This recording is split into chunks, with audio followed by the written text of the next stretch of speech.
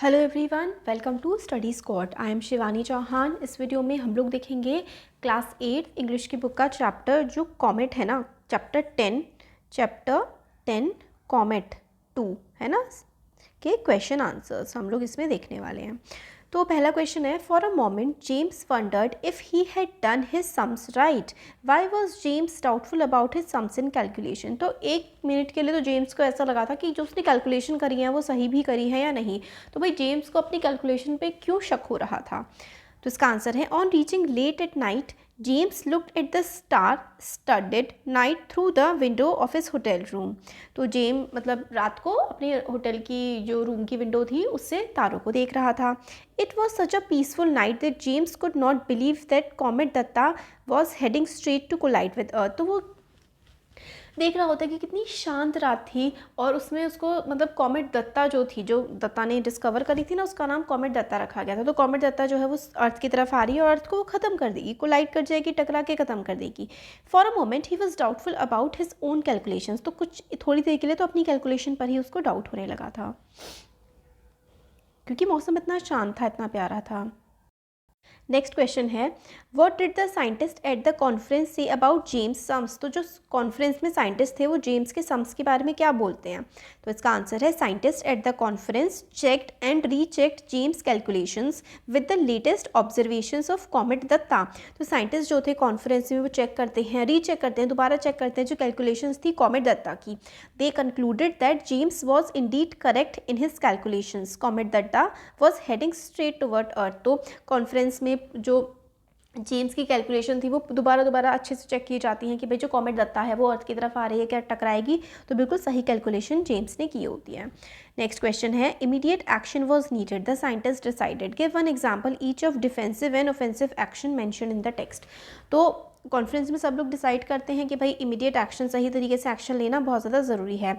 Defensive भी होना चाहिए। डिफेंसिव का मतलब होता है अटैक करने वाला, और है ना, सॉरी, डिफेंस का मतलब होता है खुद को बचाने वाला और ऑफेंसिव का मतलब होता है अटैक करने वाला। तो दोनों तरीके के एक्शंस लेने पड़ेंगे। और क्या था ये सब। तो डिफेंसिव एक्शन क्या थे, some of them suggested that everyone should move in underground bunkers. तो भाई अंडरग्राउंड बंकर्स बनाए जाए, मतलब ज़मीन के नीचे गड्ढे खोदे जाएँ और सब उसमें मूव इन कर जाएँ। ऑफेंसिव एक्शन क्या था, they agree to send spaceship with nuclear payload to intercept the comet and detonating it by remote control. तो भाई न्यूक्लियर पेलोड, कुछ ऐसी डिवाइस स्पेस में भेजी जाए, उस कॉमेट को स्पेस में ही ख़त्म कर दिया जाए अर्थ पे आने से पहले।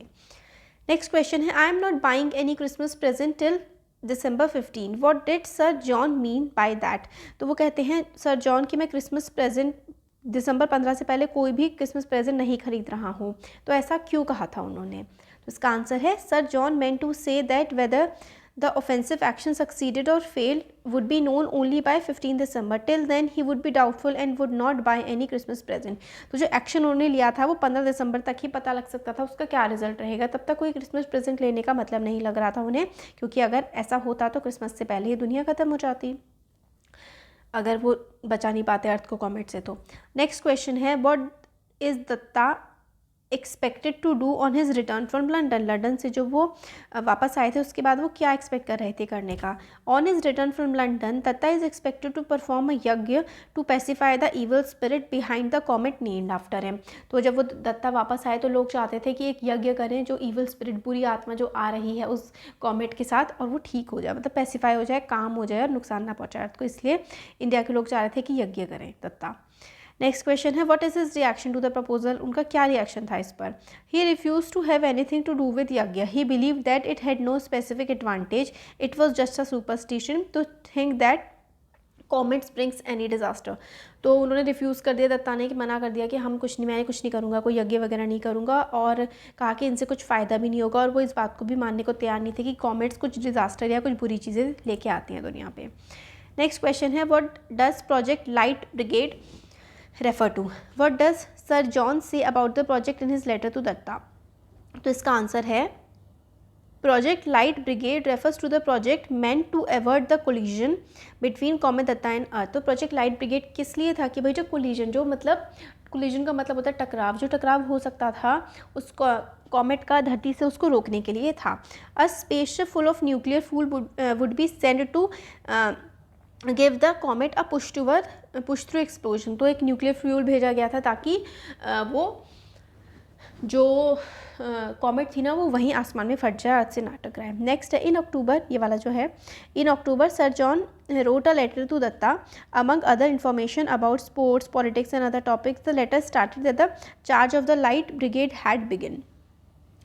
तो कि लाइट ब्रिगेड ने अपना काम करना शुरू कर दिया है, ये सब लेटर में लिखा था। बाकी सारी चीज़ें भी लिखी थी स्पोर्ट्स वगैरह के बारे में।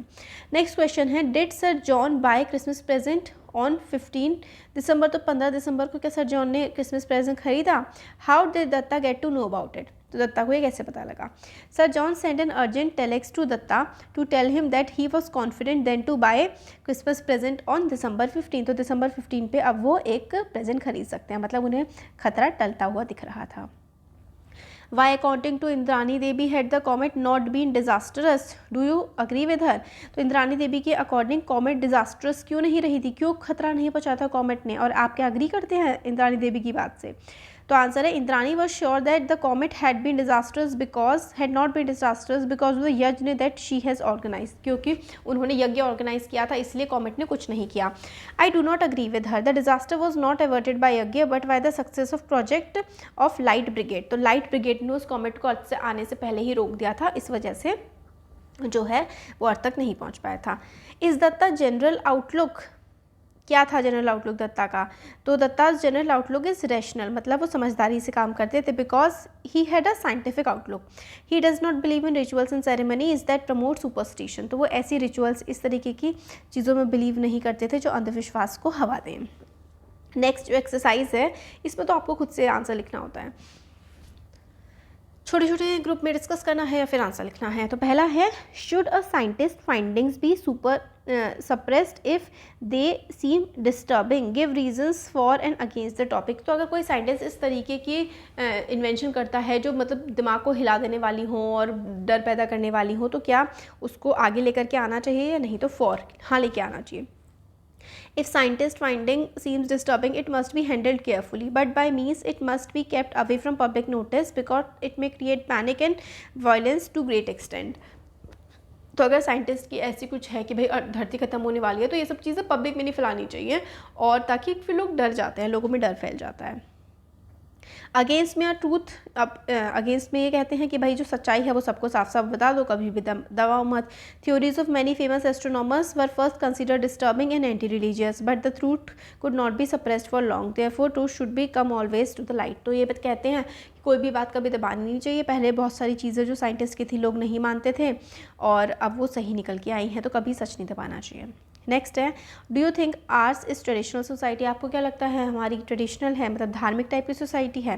What are some of the things we do to be called traditional, और do you find these things useless और यूजफुल? तो ट्रेडिशनल मतलब जो customs and religions, custom ritual चले आ रहे हैं कि हमारी सोसाइटी सबको फॉलो करती है, और आप क्या को ये चीज़ें सही लगती हैं या नहीं लगती? तो आंसर है there are many rituals and religious ceremonies that make us traditional.